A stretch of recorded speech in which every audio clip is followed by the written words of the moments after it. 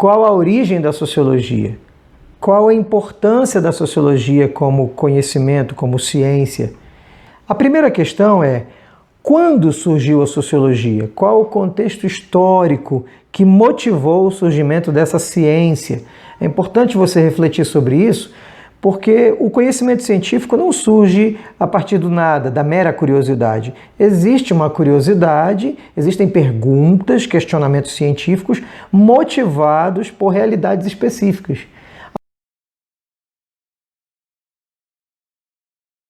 E aí eu quero tratar com vocês 3 aspectos muito importantes que caracterizam aquela sociedade ali do século XIX, momento que a sociologia se estrutura. Primeiro, é uma sociedade do florescimento da ciência moderna.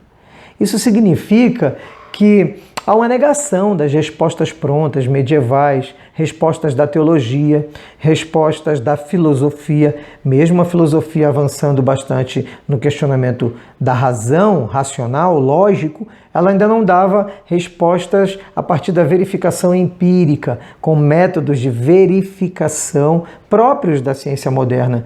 E você pode perceber isso, essa empolgação com esse tipo de conhecimento, é quando você estuda um pouco a história da medicina, por exemplo. Eles começaram a utilizar o microscópio, começaram a avançar nas descobertas, até mesmo a realização de autópsias e o estudo do corpo humano, não a partir do que alguém disse na Idade Média, ou mesmo do que os gregos falavam, mas a partir da verificação. Durante a Idade Média toda, os seres humanos morreram da doença do lado, né? É uma apendicite. É uma apendicite. E que foi descoberto por meio de quê? De pesquisas utilizando a verificação empírica. Da mesma forma como esse conhecimento mais concreto estava salvando vidas, estava realmente provocando uma revolução no campo científico, no estudo do corpo, também havia um interesse em estudar melhor, de modo mais científico, empírico, a sociedade. Estamos no florescimento da ciência moderna. E esse florescimento provocou avanços tecnológicos, avanços científicos muito significativos, e esses avanços provocaram mudança na maneira como o ser humano produz. Exatamente. Houve um grande desenvolvimento tecnológico, novas ferramentas, novas formas de produzir e que transformou aquele mundo medieval da manufatura em uma sociedade agora industrial, uma sociedade que se valia de máquina, se valia do motor a vapor e depois da própria energia elétrica para poder produzir mais. Então nós temos uma nova sociedade, um novo modo de produzir aquilo que o ser humano compreende como necessário para a sua sobrevivência. E aí nós temos uma mudança radical, deixa de ser uma sociedade de subsistência e agora ela produz tanto que ela tem excedente para comercializar. É uma produção em larga escala. Isso impulsiona cada vez mais o capitalismo, que agora é chamado de capitalismo industrial e não somente capitalismo mercantil. As relações de trabalho se alteram. Tudo isso provocou fortes mudanças na sociedade, uma transformação intensa. Muita exploração aconteceu naquela época, aconteceram muitos conflitos também. Então veja, nós temos uma revolução científica, intelectual, florescer da ciência moderna. Também nesse contexto histórico de origem da sociologia, temos a industrialização provocando mudanças muito significativas no modo de produzir, nas relações de trabalho, e temos também a urbanização, porque os funcionários das fábricas eram os camponeses que saíram do campo e vieram para a cidade. Nós temos um êxodo rural provocado pela expulsão dos camponeses, porque agora a aplicação, eu preciso de mais terras para produzir, para poder fornecer matéria-prima para a indústria, e agora aplica-se o conceito de propriedade privada no campo.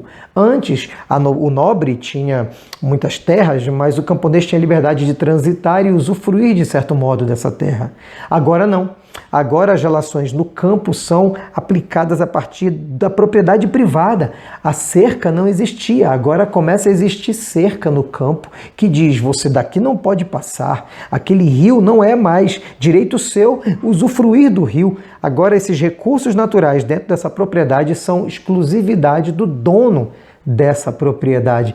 Gente, isso provocou mudanças muito fortes, a expulsão de camponeses do campo e também o êxodo rural aconteceu por uma questão voluntária, sim.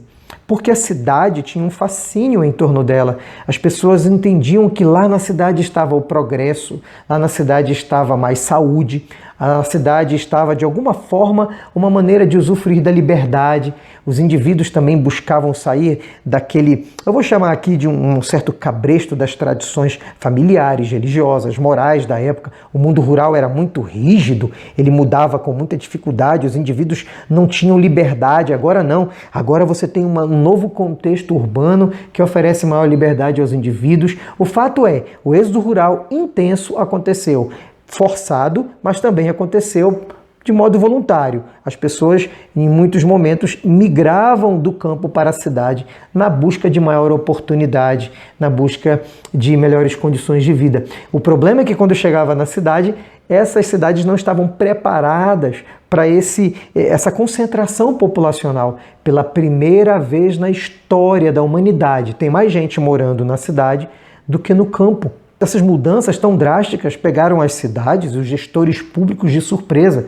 Eles não tinham estrutura, não havia saneamento básico suficiente. As cidades cresceram de modo desordenado. Aí vem o surgimento de favelas, de bairros de periferia. Esses bairros sempre não tinham o trato necessário. Então era muito comum doenças, uma crise na saúde pública. Inclusive os primeiros estudos sobre saúde pública, de estudos sobre epidemiologia acontecem nessa época. Nós temos então uma desestruturação também familiar. A família do burguês não, mas a família do trabalhador, aquela mãe, aquele pai que antes no campo, ambos trabalhavam no campo, mas também tinham tempo para a família, havia uma estrutura que dava base para a consolidação dos valores daquela família, das crianças, dos filhos. Agora não, agora você tem mães pobres trabalhando 10, 12 horas por dia na fábrica, você tem pais trabalhando também, os filhos crescendo à revelia, e não havia saúde, escola pública, não havia creche. Isso é coisa agora, do século XX, depois da década de 50.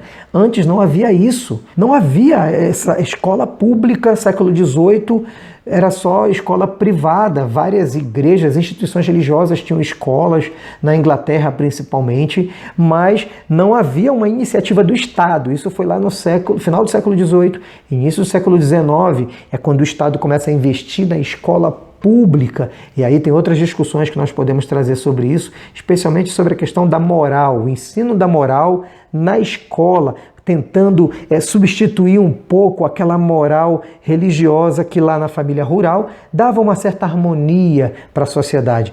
Diante dessas transformações tão intensas, tão radicais que a sociedade ocidental viveu, principalmente ali em Inglaterra, França no primeiro momento, depois vai para os Estados Unidos e vai se alastrando ao redor da Europa e depois para outros lugares do mundo. Diante de todas essas transformações, havia necessidade de um conhecimento científico para realmente compreender como a sociedade funciona. E essa é uma pergunta muito clássica da sociologia. Como que a sociedade industrial, urbana, capitalista, como que ela funciona, como que ela se organiza, como ela se estrutura? Porque se eu não conhecer a estruturação de um corpo, eu não vou saber identificar quais são os problemas, quais as causas dos problemas, das enfermidades desse corpo. Eu também preciso conhecer como a sociedade se organiza, como ela funciona, para poder identificar as causas das patologias sociais. A sociologia nasce com a proposta de compreender, analisar a sociedade para também propor soluções para os problemas sociais. Há uma relevância para a sociologia. As pessoas quando estão doentes, elas procuram um bom médico. Elas não querem um médico que não tenha uma boa reputação. Mas na hora de entender a sociedade, as pessoas não querem a sociologia. Elas vão procurar qualquer explicação e às vezes sem a devida fundamentação.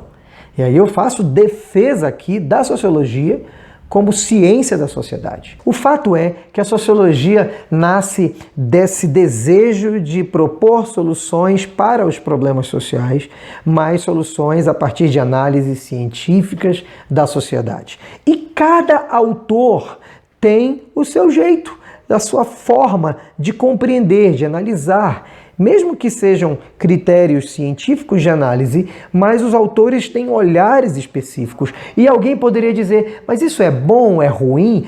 Será que não falta um pouco de coesão no pensamento da sociologia? Olha, eu posso dizer que não.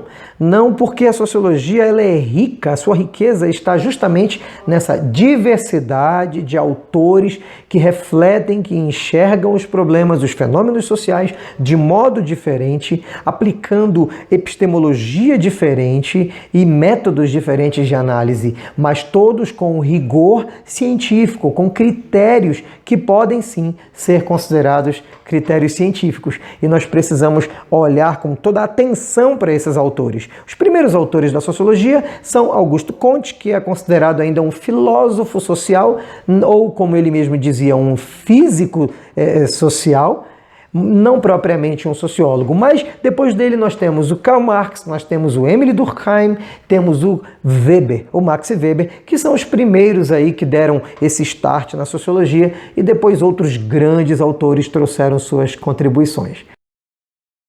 Ok, ficamos por aqui. Eu espero ter ajudado você a compreender um pouquinho como que surgiu a sociologia, qual a sua importância para a nossa sociedade. Tá certo? Um abraço.